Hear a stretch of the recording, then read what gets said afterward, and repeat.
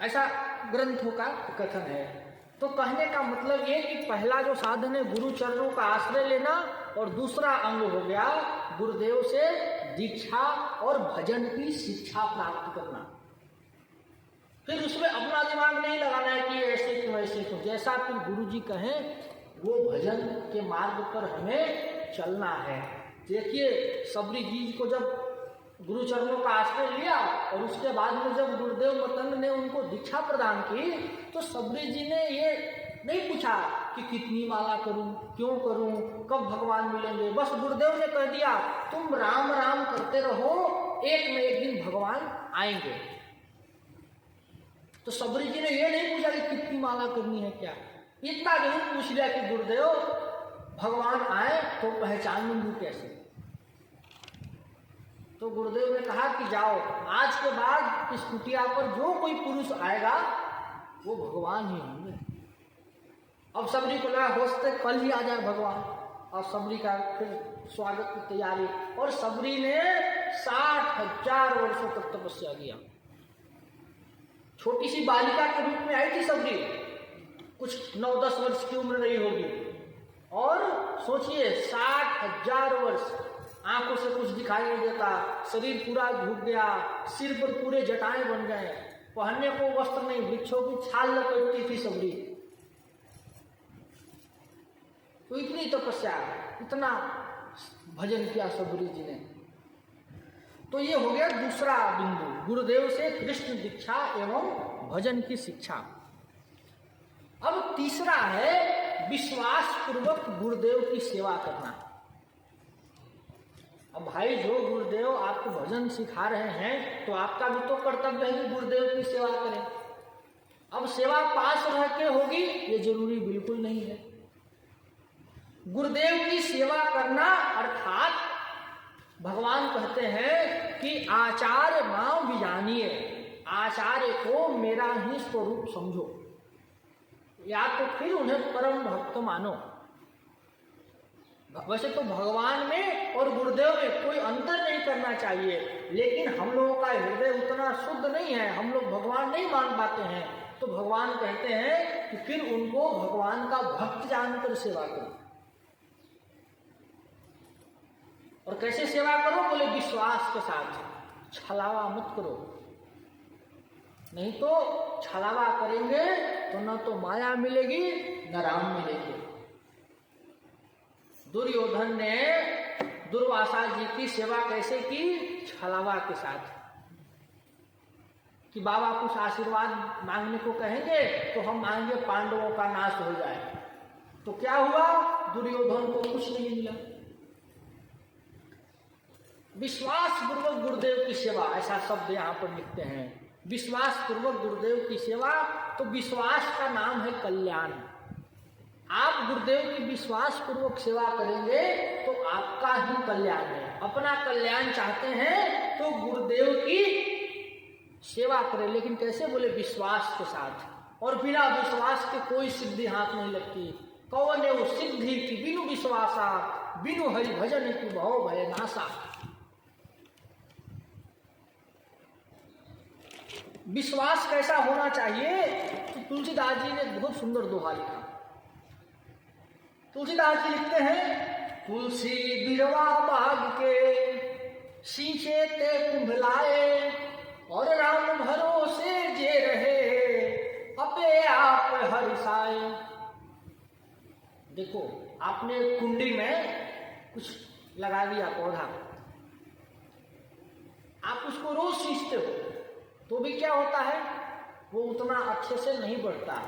लेकिन आप किसी पर्वत पे, जंगल में चले जाओ और वहां पे वृक्ष देख लो, आपको दोनों में क्या अंतर है। जो जंगल वाला वृक्ष है वो राम भरोसे है, वो जानता है कि मुझे यहाँ पर सिंचाई करने, कटिंग करने कोई नहीं आएगा, वो भगवान के भरोसे है। और जो कुंडी में, जो गमले में आपने लगा रखा है, वो विश्वास, उसको विश्वास ये नहीं है कि भगवान भरोसे, वो हम लोगों के भरोसे है। अरे भाई मेरा मालिक आएगा तो हमको खाद पानी देगा, हमारी कटिंग करेगा। तो जैसे जंगल में रहने वाले वृक्षों का विश्वास होता है भगवान के प्रति, उनको कोई रोज पानी देने नहीं जाता है, जब बारिश होती है तभी उनको जल मिलता है। और हम इधर रोज पानी पे पानी देते हैं, टैंकर से मंगा के देते हैं तो भी सूख जाते हैं। तो ये विश्वास का उदाहरण है। राम भरोसे, वो राम जी के भरोसे रहते हैं। ऐसे ही हमें भी विश्वास पूर्वक गुरुदेव की सेवा करनी चाहिए, तो फिर जीवन अपने आप कल्याण में हो जाएगा। जैसे विश्वास का मतलब यह हुआ कि गुरुदेव ने जो कहा है उसी मार्ग पर चलना। जैसे आपको बताएं, श्री नाभा जी अपने गुरुदेव की शरण में थे, गुरुदेव की सेवा में थे, बालक थे नाभा जी, जिन्होंने भक्तमाल ग्रंथ लिखा। तो उन्हीं दिनों राजा मान सिंह जानते ना आप लोग, मान सिंह जी अपनी सेना लेकर कहीं जा रहे थे, किसी युद्ध में। तो सामने देखा कि अरे एक संत की कुटिया है, श्री अग्रदास देवाचार्य जी महाराज भजन कर रहे हैं। तो उन्होंने सोचा कि चलो संत का दर्शन करते हुए फिर निकल जाएंगे। और जब गए तो बोले खाली हाथ कैसे जाएं। तब उन्होंने क्या किया, कुछ 12 केले ले लिए, बोले जाकर महाराज जी को केला से प्रणाम करेंगे। और उन्होंने जाकर अग्रदास देवाचार्य जी के पास वो केला रख दिया।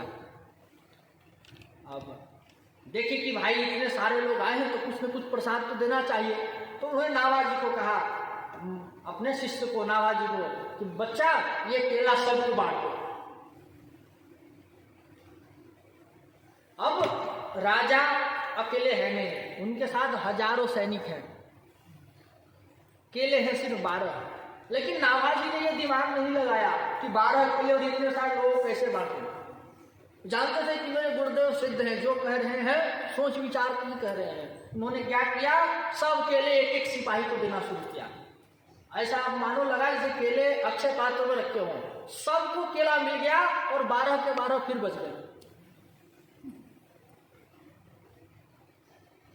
सबको केला मिला और 12 के 12 ज्यों के त्यों बच गए। ये सिद्ध गुरु और सिद्ध चेला की कथा है ये। तो इतना विश्वास, बहुत चमत्कार है ऐसे।